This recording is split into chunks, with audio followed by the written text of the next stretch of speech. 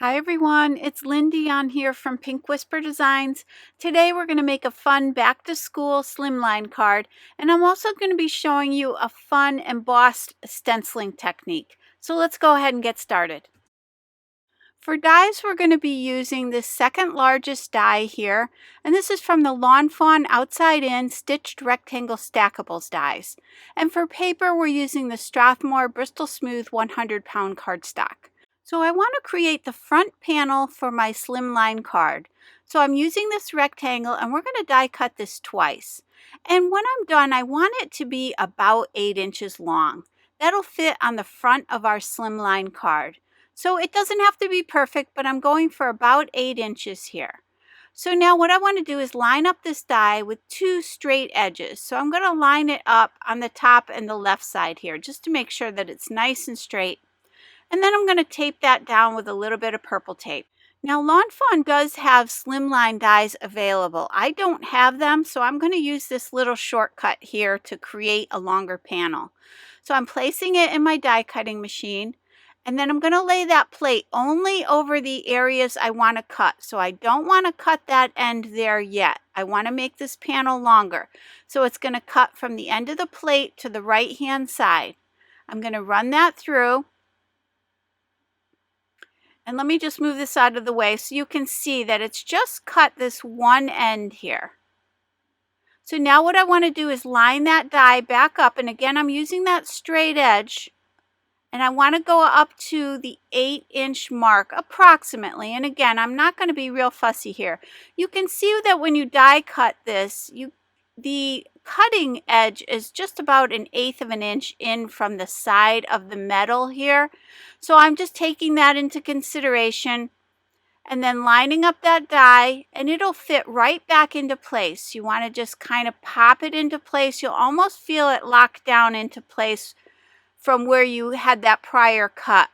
Now, again, I'm going to lay the plate down just along that right-hand side and run that through again. So that's going to cut only where that plate is.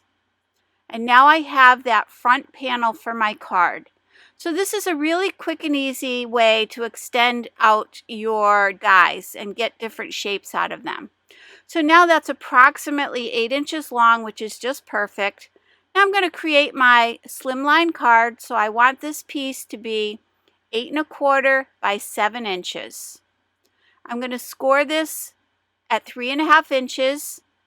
So the final card will be 3 1/2 by 8 1/2. And I'm just going to press that out with my bone folder. And you can see that panel is going to fit on there perfectly. So now let's get started. We want to use the brick stencil. And this is a cute little stencil that just recently came out. And we're going to create a brick pattern, but I wanted to have some texture. So I'm going to be combining 2 embossing powders together here. This is the Golden Sand embossing powder from Stampendous. And it's got this really nice sandy texture to it. And this is the Antiquities Terracotta, and this is from Ranger. So what I'm going to do is take half and half. So depending on how much you want to make, I usually just mark the baggie with what my mixture is, so I don't forget what the mixture is. And I take about a tablespoon of each and put those in, but you can use less or more depending on if you think you're going to want to use this again. So I label them and I keep them in my drawer. Now I'm using my Versamark watermark ink pad. And I have a separate Versamark watermark foam applicator tool as well, just so that it stays nice and clean. I'm going to tape this paper down with a little bit of tape from my Tombow tape runner, and that will easily remove later. And then making sure my stencil is nice and straight, I'm going to go ahead and tape that down with a little bit of purple tape. Now, what I want to do here is just blot this on. So I'm kind of using an up and down motion, not a circular motion. I'm just patting it on. And I want to make sure I get a nice thick coating of the ink on here. I did want to mask this off as well, so I'm going to take some purple tape and just cover that up so that I don't go over the edge there. You could also use your ink pad and just pat it right onto the paper. I find this a little bit easier. I'm able to control this a little bit better, but either way would work just fine. So I'm going to continue patting on that ink. Then I'm going to remove my stencil. And now I'm going to sprinkle on some of that embossing powder mix. So you want to make sure you shake it up really well once you mix these two powders together. Just give it a good shake. And then you could just sprinkle that on and tap off any excess here. If you get any powder that is stuck here, just take a dry brush and just sweep that away. You could also use your anti-static powder tool before you do this as well, and that will reduce any of the static on the paper here. But I just took my brush and brushed away any excess, and then I'm going to take my heat tool and I'm going to go ahead and emboss this. And what's really nice about this is that it has so much texture. It actually feels like brick. It's kind of gritty, a little bit sandy feeling, so it's really hard to describe that, but it has a really nice brick texture to it. And you can mix together any embossing powders you have. I've mixed together lots of embossing powders just to see what they do, and it's kind of fun. And then I just label them and keep them, like I said, in my drawer, and I know what the mixture was if I ever want to recreate it. So I'm lining that stencil back up, and I'm going to go ahead and do the same exact thing here. And it easily lines up, so don't worry about that. You just want to lay it back down and line it up with the bricks you've already created. And here again, I'm just sprinkling on some embossing powder, and I'm going to tap off any excess. Now you will see here there's a little bit lighter area here, but I'm not worried about that. I think that makes it really interesting. The powder probably just wasn't shaken up enough.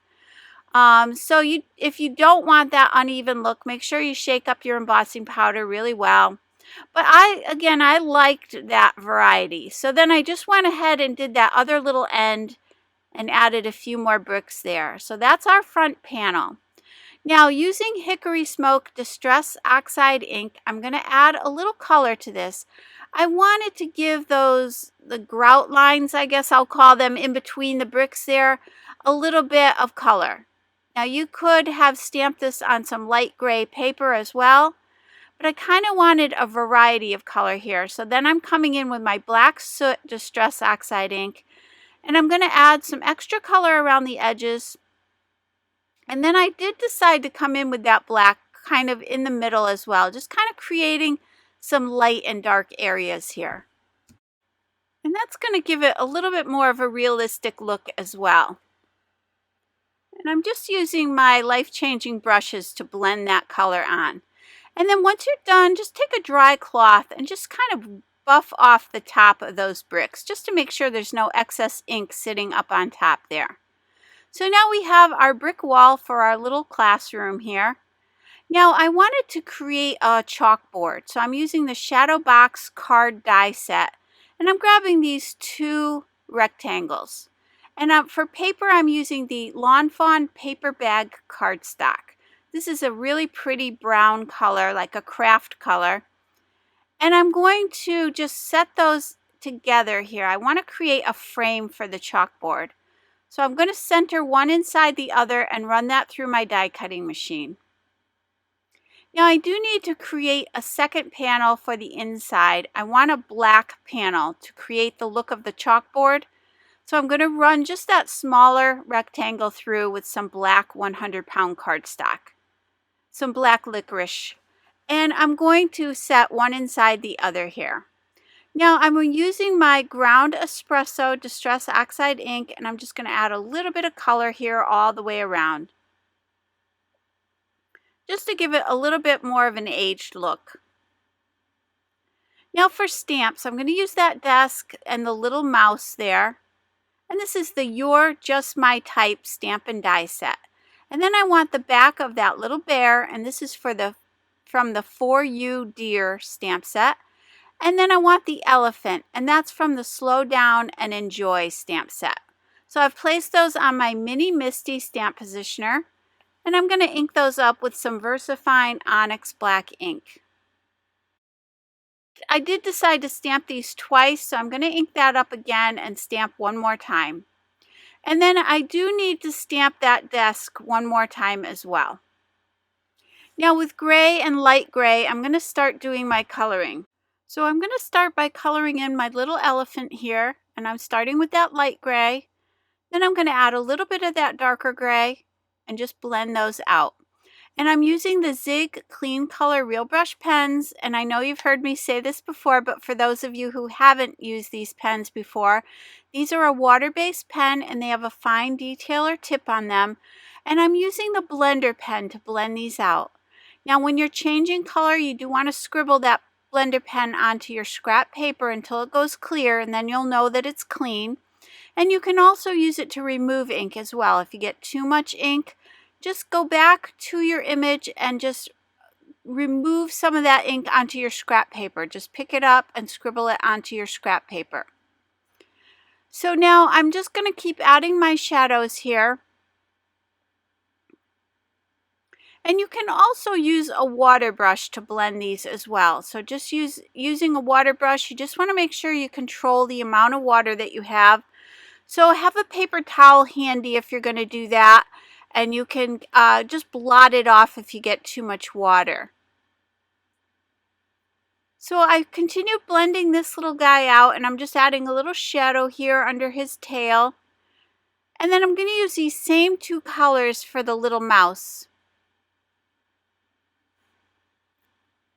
And I'm basically going to do the shadowing very similar on all three of these.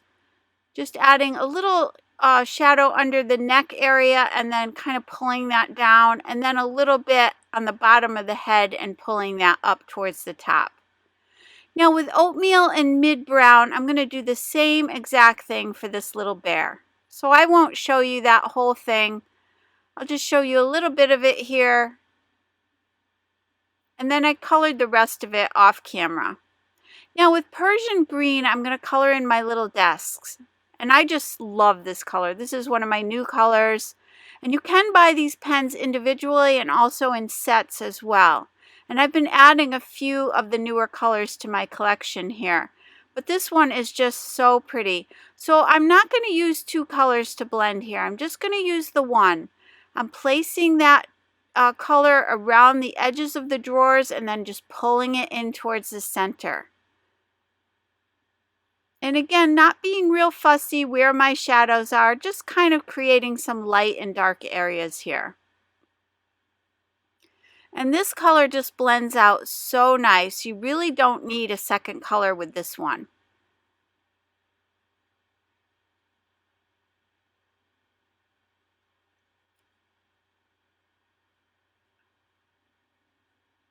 For the top of the desk, I'm going to do the brown, like a wood grain brown desktop. So let me finish coloring this in and then we'll work on the desktop.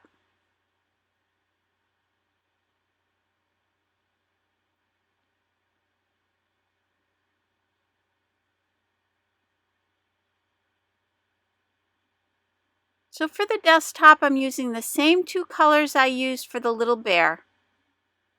And I'm just going to add my little shadows on each end here and then pull towards the center.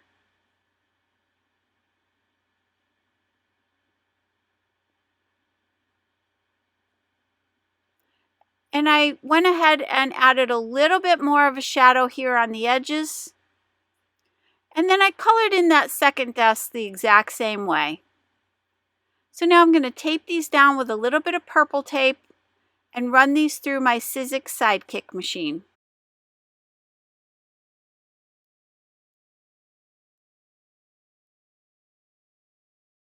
So now I decided to grab 3 little apples, and these are from the So Owlsome set. And then that little bow from the Rawr set. And I'm using wine red, yellow, and orange to color in the apples. I start with the yellow. Just down the center, I add a little stripe of orange and then the red out towards the edges. And I'm just going to pull that all in towards the center. And if you get too much ink here, you can scribble that off, but I just pull in towards the middle, keeping that middle the lightest. And then for this one, I'm going to do a green apple. So I'm using May green and that yellow and just pulling in towards the center. And then I did come back in with a little bit more of that May green along the edges just to darken those up a little bit. I colored in the leaves with the May green.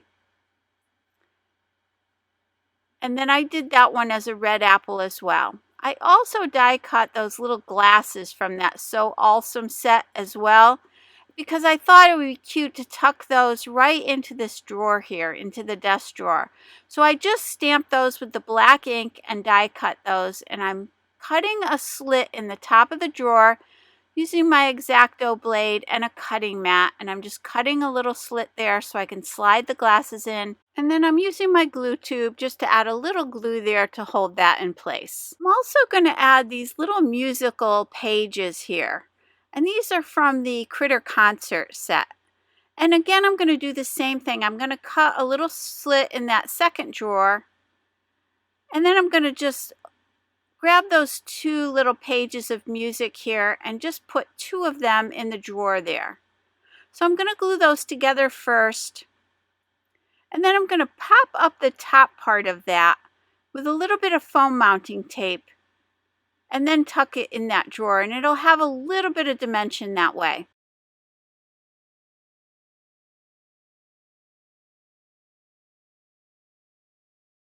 Next, I'm going to die cut these little stars, one of the larger ones and two of the smaller ones from the Shadowbox Theater add-on set. Using mustard seed and carved pumpkin, I'm going to add a little color to these. So I'm adding the mustard seed first. And again, I'm using the life-changing brushes. And then I'm going to add a little bit of that carved pumpkin just around the edges, just lightly. And I don't want it to be even. I just kind of want to add a little bit of a shadow there. So I'm going to do the same thing for all three of those. Now for the sentiment, it says, "You've got this." And I'm going back to that set that had the little elephant that we used earlier. I'm going to take that chalkboard piece that we have, and I'm going to apply some anti-static powder tool to that. And then using my pigment ink, this is the Hero Hues Unicorn pigment ink, I'm going to go ahead and stamp this. And then I want to emboss that, and I'm using the Ranger Super Fine Detail White Embossing Powder. And this is a beautiful bright white. And I'm just going to flick off any excess there and then heat set this with my heat tool. And what I did there was I just took a piece of scrap black paper and I attached these two pieces to the black, and then I just cut it to size. So now for the front of the panel, we can go ahead and attach this brick pattern to the front of the card. And I'm using my ATG 700 double-sided permanent tape dispenser to do this, because I want to make sure that it lays nice and flat here. And then I'm going to add my chalkboard, and I'm using that same adhesive.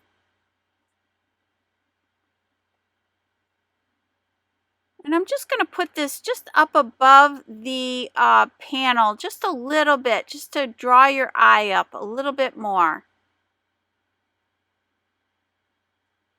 And I just want to make sure that's centered and nice and straight there. Now I can go ahead and add my desk. I'm going to pop this up with some Scotch foam mounting tape. So I'm going to apply that tape all over the back, and then I'm removing the backing. And I'm going to position that sort of along the right edge here. I just want to make sure that it's right along that right edge and along the bottom of that panel as well. I'm going to do the same thing with the other side.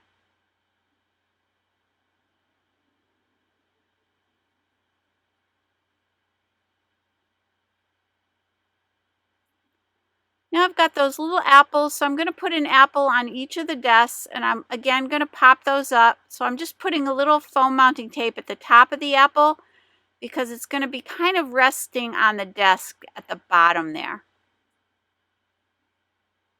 Now I've got my little mouse, so I'm going to add some foam mounting tape here I did end up moving him later on. I put him down lower so his little tail was hanging off the side of that panel, and you'll see that at the end.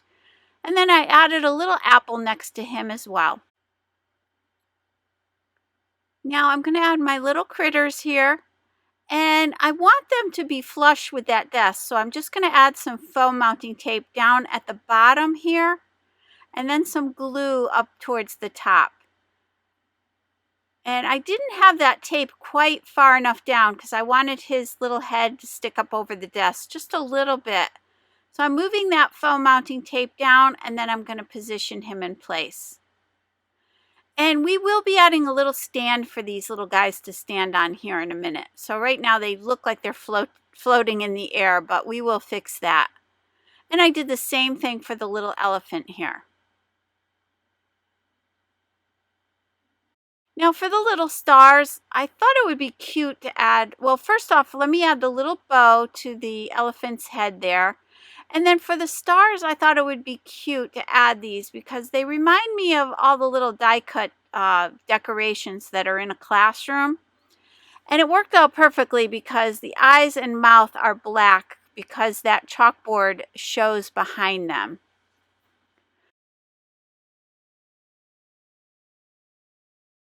So now I want to add a little stand for these guys to be standing on. So all I did is I took some black cardstock and I cut it to about 3/4 of an inch by 1/4 of an inch. I cut 2 of those, and I'm just placing that under their feet there, just to add a little bit of, just to make it not look like they're floating.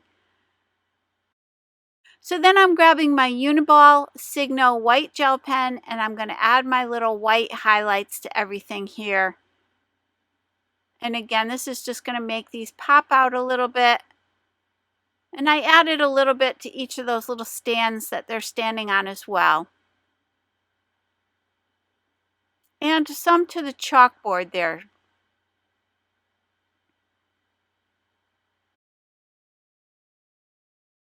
So I'm going to grab another stamp set here for the inside of my card. And this says, "I see great things ahead." And this is from the Fortune Teller Tabby stamp set. So I went ahead and stamped that on the inside of the card, and I die cut another little star and colored that in. And then I did die cut it again out of black to put in the eyes and the mouth. Let me give you a closer look at the completed card. You can see that beautiful brick texture that we have and all the detail here. So I hope you enjoyed today's video. If you did, please hit the like button and subscribe. And don't forget to visit me at pinkwhisperdesigns.com. As always, thank you so much for joining me today. Have a great day. Bye-bye.